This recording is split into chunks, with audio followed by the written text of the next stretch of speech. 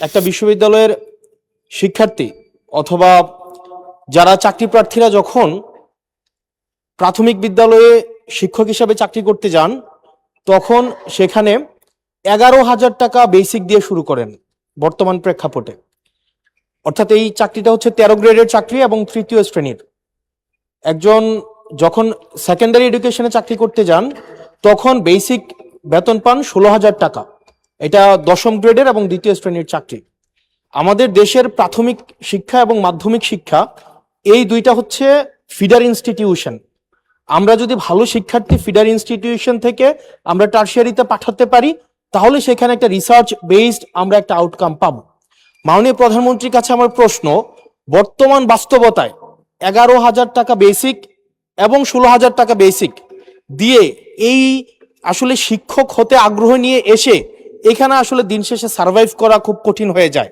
সেজন্য প্রাথমিক এবং মাধ্যমিক শিক্ষকদের বর্তমান প্রেক্ষাপটে, আপনিও বিদেশে দীর্ঘদিন থেকে এসেছেন, আপনি সেখানে শিক্ষা প্রতিষ্ঠানগুলো দেখেছেন, সেই বাস্তবতায় আমরা এই ফিডার ইনস্টিটিউশনগুলোর শিক্ষকদের মান উন্নয়নের জন্য, তাদের বেতন বৃদ্ধির জন্য, যাতে করে বেশি বেশি মানুষ বা শিক্ষার্থী এই ধরনের চাকরিগুলো করতে আগ্রহী হয়, সেটার জন্য আপনার বিশেষ কোনো পরিকল্পনা রয়েছে কিনা সেটি জানতে চাচ্ছি মাননীয় স্পিকার।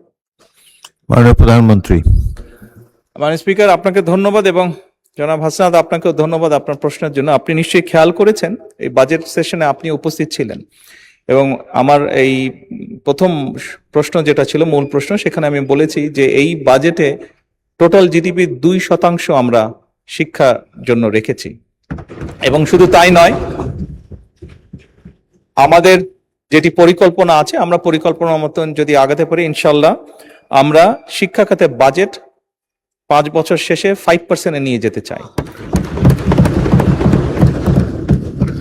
এবং অবশ্যই এগুলো আমরা যখন দেখেছি, স্বৈরাচারের সময় শুধু বিল্ডিং হয়েছে কিন্তু হিউম্যান রিসোর্সের কোনো উন্নতি হয় নাই।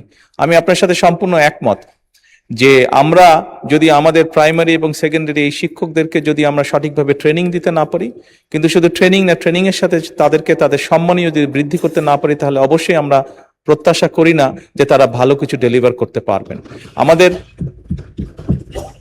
আমাদের তাদেরকে প্রশিক্ষণ দেওয়ার যেরকম কর্মসূচি রয়েছে, প্রশিক্ষণ দেওয়ার যেরকম পরিকল্পনা রয়েছে, বোথ সেকেন্ডারি অ্যান্ড প্রাইমারি, একই সাথে পর্যায়ক্রমিক ভাবে আমরা যাতে তাদের সম্মানীয় বৃদ্ধি করতে পারি। আমরা অনেক সময় দেখেছি প্রাইমারি স্কুলের টিচাররা, এই সংসদে দাঁড়িয়েও আমি বলেছি যে অনেক সময় আমরা এখনো দেখি যে প্রাইমারি স্কুলের শিক্ষকরা তাড়াতাড়ি করে ক্লাস করিয়ে হয়তো আরেকটি সেকেন্ড একটি কোনো জবে অথবা কৃষিকার্যে যেটাই হয় একটি সেকেন্ড জবে তাকে যেতে হয়, তা না হলে তার জন্য সংসার চালানো কষ্টকর হয়ে যায়। সেকেন্ডারি স্কুলের ক্ষেত্রে আমরা অনেক শিক্ষকের ক্ষেত্রেই দেখেছি এরকম ঘটনা ঘটে।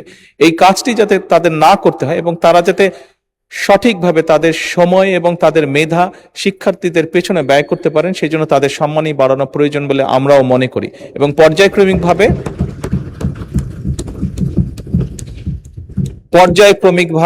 আমরা এই কাজটি ইনশাল্লাহ করব এই দেশে। ধন্যবাদ মাননীয় স্পিকার। খবরের কাগজ, নিখাদ, নির্ভীক, নিরপেক্ষ।